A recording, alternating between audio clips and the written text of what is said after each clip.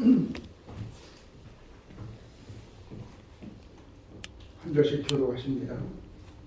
마리아는 무덤 밖에 서서 울고 있더니 울면서 부부여 무덤 안을 들여다보니 예수님은 천사가 예수의 시체를 여덟곳에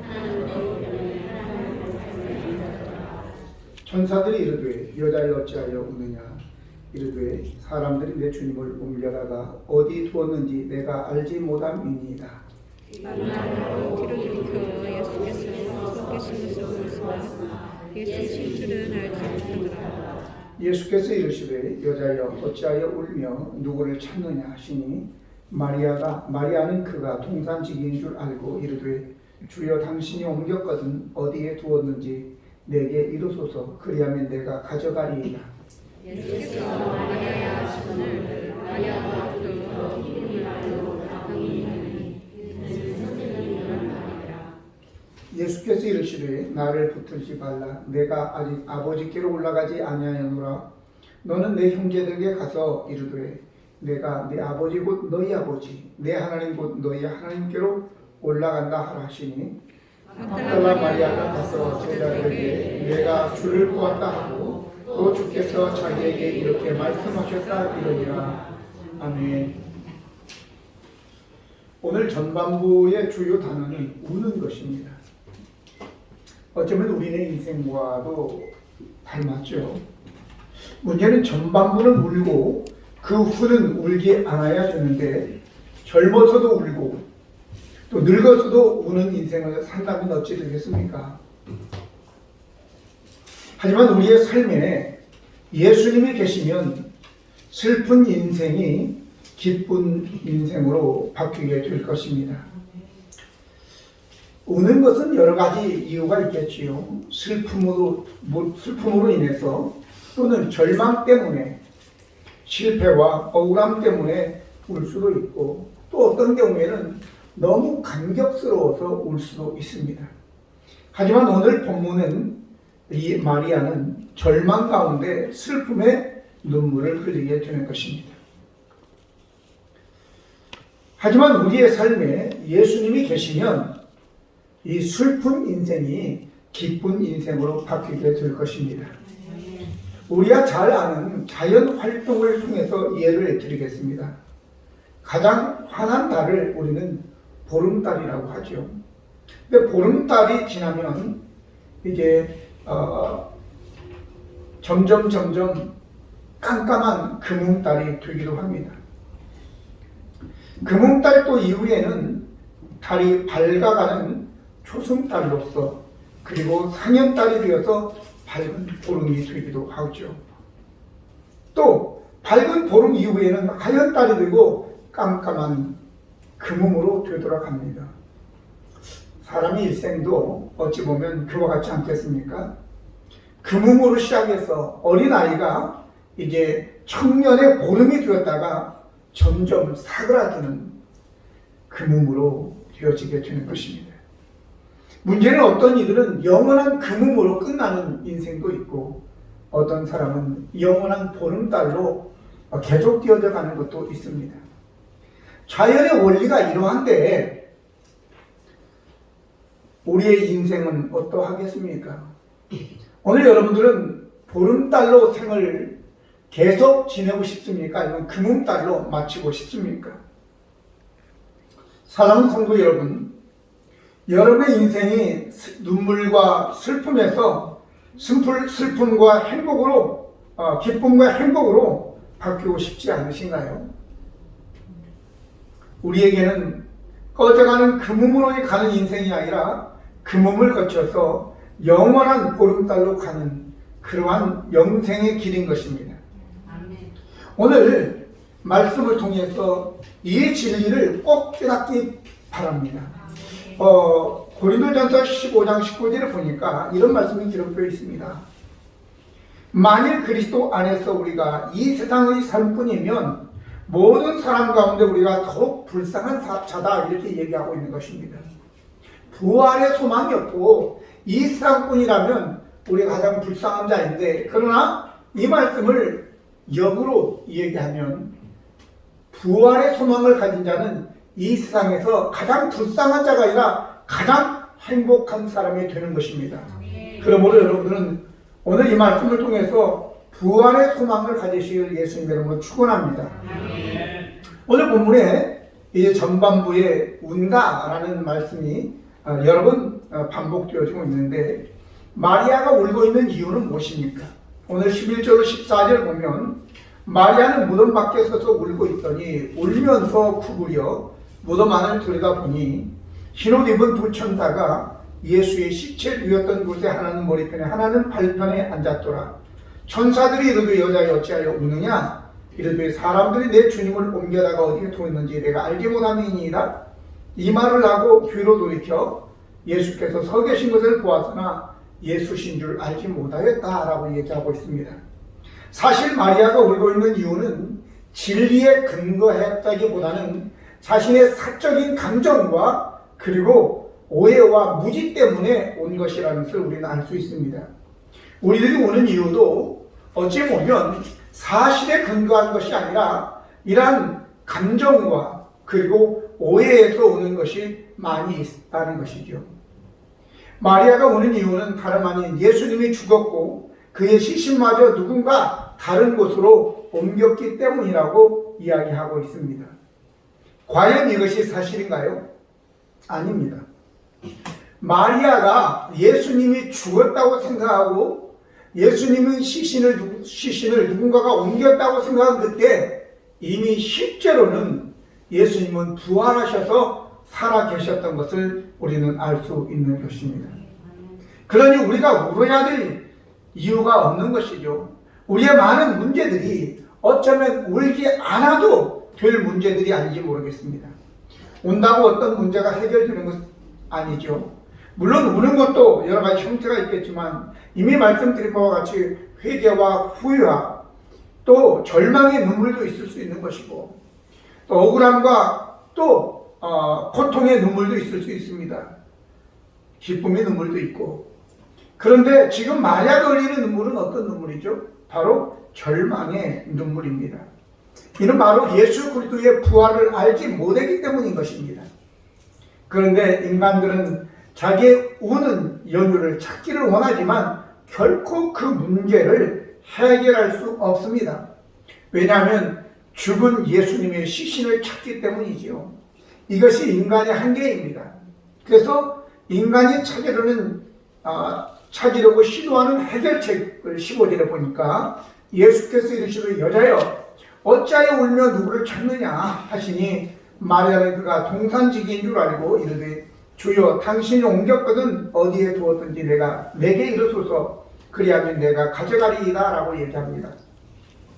지금 마리아는 예수님의 시신을 찾고 있다고 하였고 그 시신이 없어졌다고 울고 있다고 하였는데, 그러면 마리아가 과연 예수님의 시신을 찾았다면 그의 눈물을 그칠 수 있었을까요?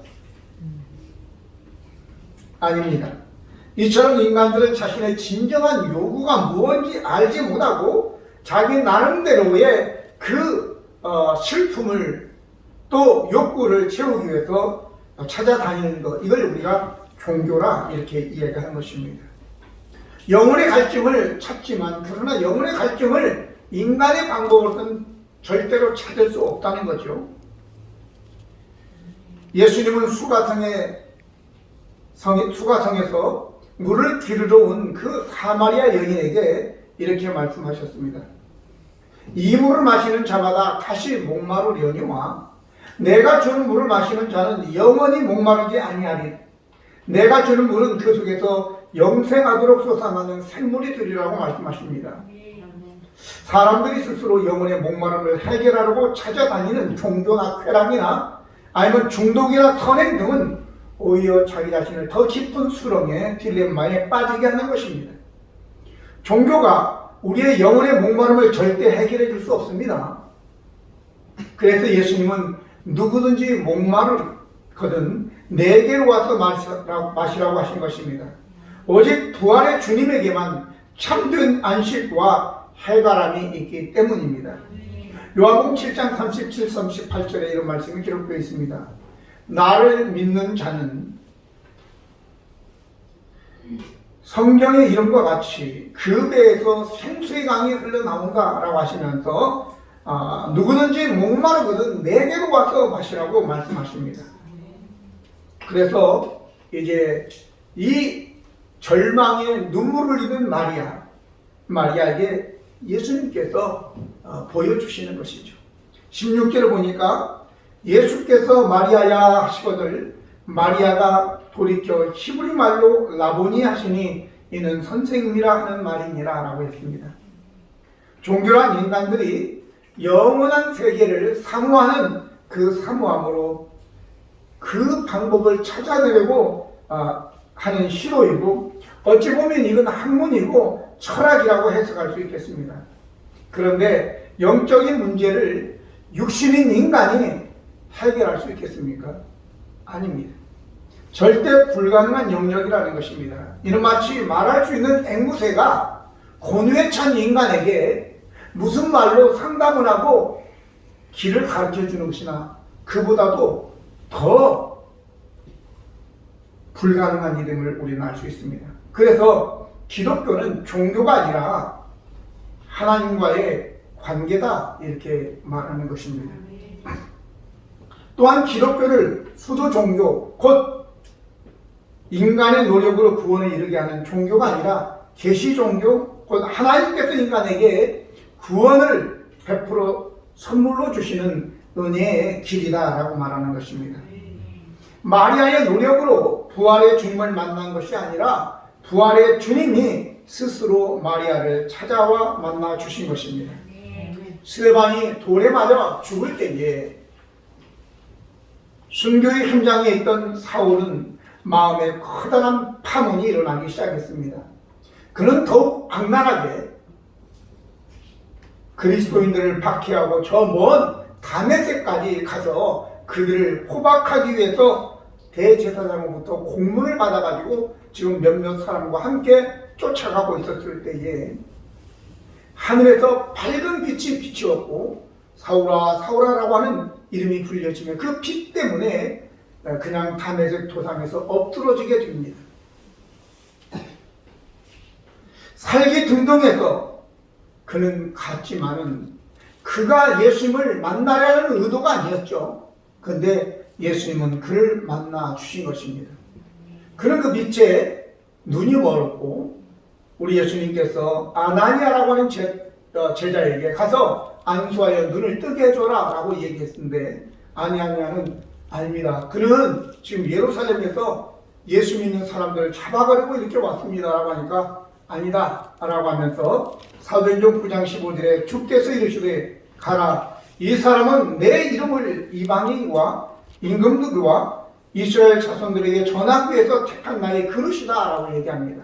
바로 예수 그리스도의 주권적인 만남이었고 당신을 계시하셔서 사울에게 부활의 주님을 보여주신 것입니다. 사마리아 여인도 마찬가지로 내가 그로다 라고 말씀하시면서 자신을 그에게 보여주셨죠. 자, 오늘 이 마리아에게 마리아는 슬픔에 너무 빠져서 예수님인 줄도 모르고 동산지기인 줄 알았는데 예수님께서 마리아야 그리고 평소 그 전에 불렀던 그 사랑스러운 어조로 마리아를 불렀을 때 이때 비로소 마리아가 귀가 열려서 예수님인지를 알아볼 수 있게 된 것입니다. 마리아가 아니라 바로 예수님이 주체가 되었다고 하는 것이지요. 초대 문화부 장관이었던 이어령 씨라는 분이 있었습니다. 그는 대한민국 국민이라면 누구나 다 지식인이라 이렇게 인정하는 사람이었습니다.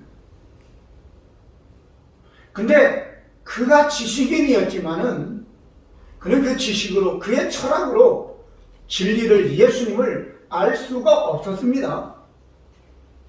근데 그의 딸이 이제 실명의 위기에 고통 중에 죽어갈 때에 자기가 아비로서 해줄 수 있는 것이 아무것도 없는 거예요. 그래서 하나님께 만약 하나님이 살아계시다면 내 딸의 눈을 고쳐주십시오 라고 기도했는데 기적이 일어났어요. 눈을 하나님이 고쳐주신 거예요. 할렐루야. 이건 철학도 아니고 과학도 아니고 의학도 아닌 거예요.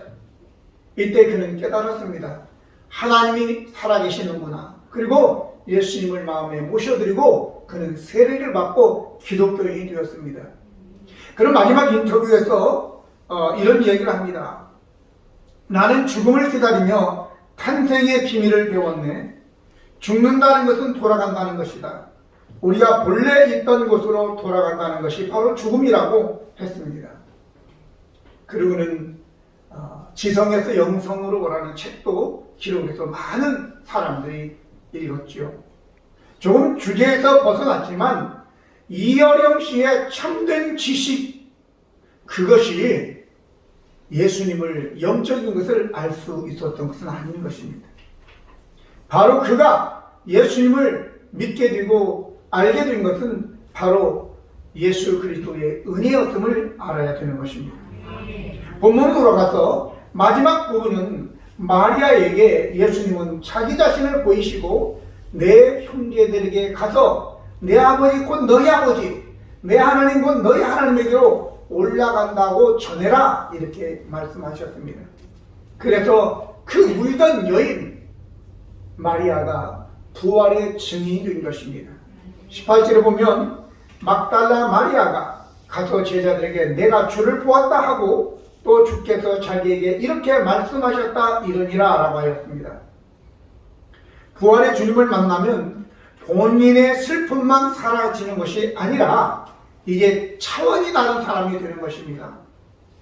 이제 더 이상 자기의 개인적 감정과 삶에 휩싸여서 슬픔 가운데 눈물 흘리는 마리아가 아니죠. 이제는 개인의 삶이 아니라 공적인 사명자가 된 것입니다. 마리아의 눈물은 이미 마른 지 오래됩니다. 그는 내가 언제 울었던 여자였던가 라는 말이 무색하게 벌떡 일어나 제자들에게도 갔고, 그는 제자들에게 당당하게 내가 주를 보았다 이렇게 증언하였습니다. 이보다 더 확실한 증언이 있을까요? 그 후 제자들도 부활의 주님을 만나뵈고 그리고 그들은 전혀 다른 사람이 되고 맙니다. 그들은 더 이상 과거의 겁쟁이들이 아니었습니다. 그들은 담대하게 상대가 대제사장이든 아니면 상대가 총독이든 상관없이 담대하게 예수가 그리스도라는 것을 가르치고 전파했다고 사도행전 5장 42절에 기록되어 있습니다. 그들이 날마다 성전에 있든지 집에 있든지 예수가 그리스도라고 가르치기와 전도하기를 그치지 아니하였다라고 했습니다. 뿐만 아니라 자신들이 복음을 전한다고 박해하던 저들을 향해서 이렇게 담대하게 외칩니다. 사도행전 5장 29절 32절 보면 베드로와 사도들이 대답하여 이르되 사람보다 하나님께 순종하는 것이 마땅하니라.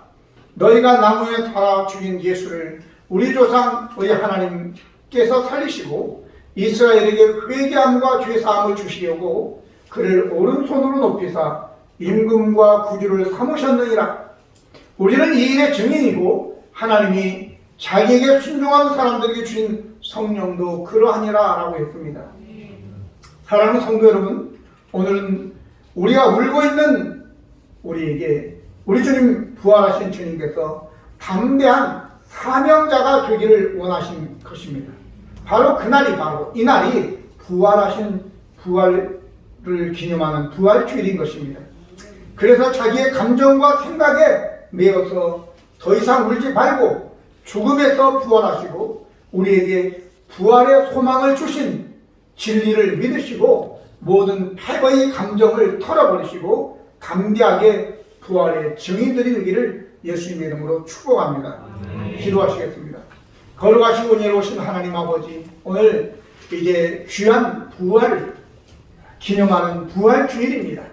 하나님, 우리의 지금의 삶이 울고 있는 삶이라면 그것이 왜 우는 삶인지, 결국은 다른 이유가 아니라 부활의 주님을 만나지 못하고 믿지 못하면서 오는 것이라는 것을 알고 부활의 주님께서 우리에게 찾아와 주셔서 만나 주셔서 새로운 인생을 살게 도와주시옵소서. 부활이 없는 인생은 가장 불쌍한 인생이고 부활이 부활이 있는 인생은 가장 행복한 인생이라고 하는 것을 우리는 알게 하여 주시옵소서. 이 우리 성도들 한 사람 한 사람 부활의 주님께서 역사하셔서 아버지 마리아가 울던 마리아가 부활의 증인으로 새로워진 것처럼 우리들도 그러한 인생이 되게 도와주시옵소서. 우리 주 예수 그리스도의 이름으로 기도드립니다.